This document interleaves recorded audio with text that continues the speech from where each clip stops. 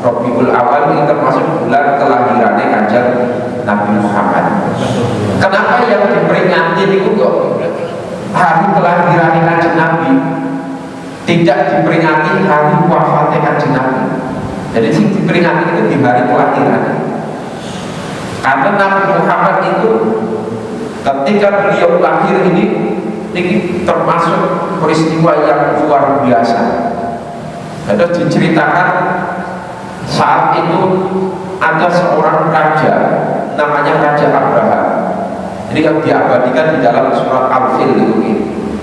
Nah, ini dia raja itu Mary itu dia nggak suka. Ini Ka'bah tiap hari nggak sepi, ramai terus. Nah, ini raja itu pengen menghancurkan Ka'bah biar Ka'bah itu tidak dikunjungi oleh orang-orang.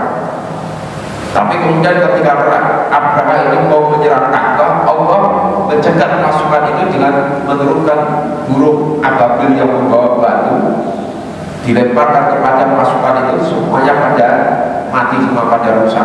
Itu terjadi pada saat kelahirannya Kanjeng Nabi tahun 571 Masehi. Makanya biasa dikenal tahun lahirnya Kanjeng Nabi itu dikenalnya tahun gajah. Padahal lahirnya tahun 571 Masehi.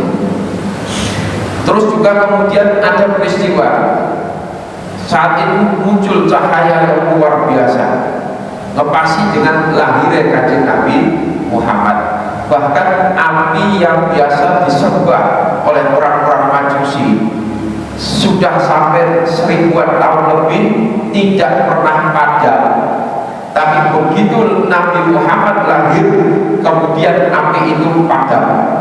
Ini menandakan bahwa Nabi Muhammad hadir di dunia lahir ini untuk menghilangkan kemaksiatan, menghilangkan kezaliman. Ada juga cerita Halimatus Sa'diyah.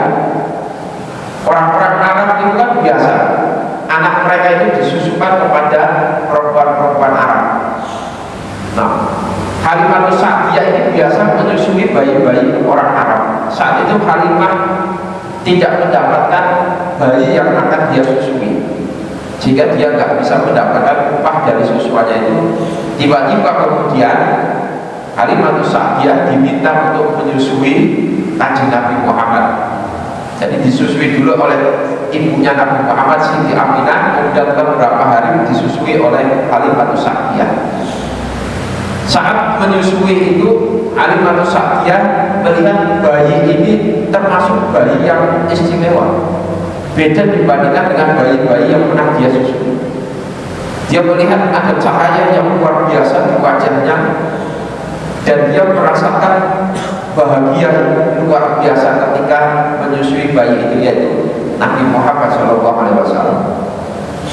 Maka kita harus berbahagia dengan hadirnya Kanjeng Nabi Muhammad. Makanya biasa diperingati Maulid Nabi itu memperingati hari kelahirannya Kanjeng Nabi Muhammad.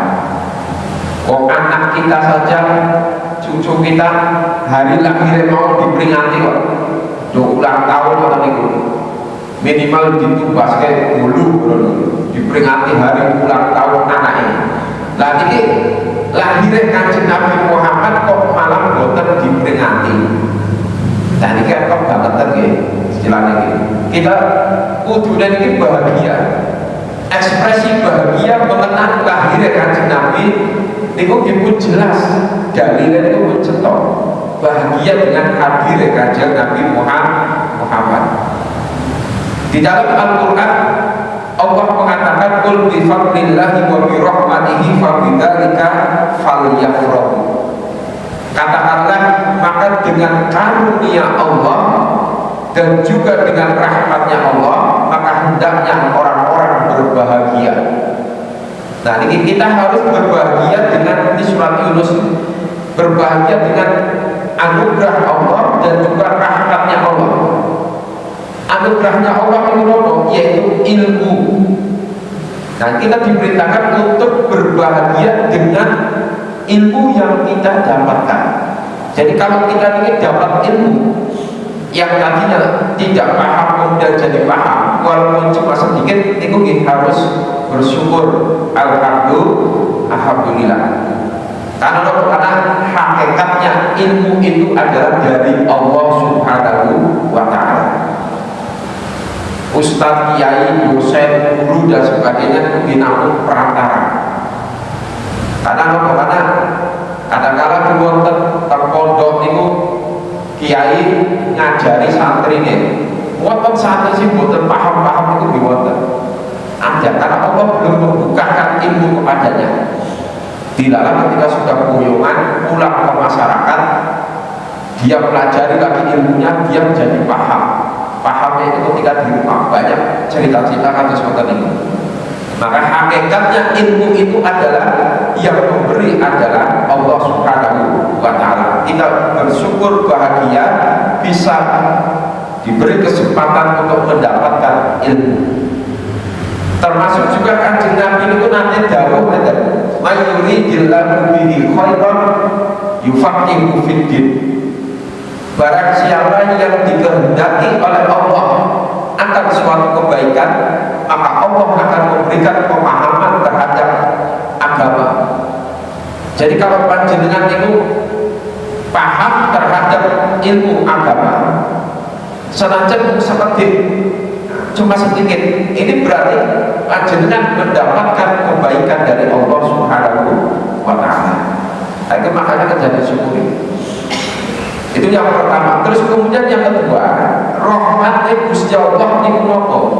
Kata Imam Al-Alusi dalam tafsir Ruhul Ma'ani dikatakan rahmatnya Gusti Allah itu adalah hadirnya Nabi Muhammad Shallallahu Alaihi Wasallam. Jadi maksud dari ayat itu, dengan ilmu yang kita dapatkan dan dengan kehadiran Nabi Muhammad, maka berbahagialah. Makanya ketika Nabi Muhammad lahir, ini Abdul Muthalib itu saking senang yang luar biasa, kemudian dia langsung mengadakan syukuran boleh banyak itu. Nah, ini ekspresi bahagia, ekspresi senangnya ini. Maka di bulan Maulid ini kita perbanyak membaca sholawat kepada Kanjeng Nabi Muhammad Sallallahu Alaihi Wasallam.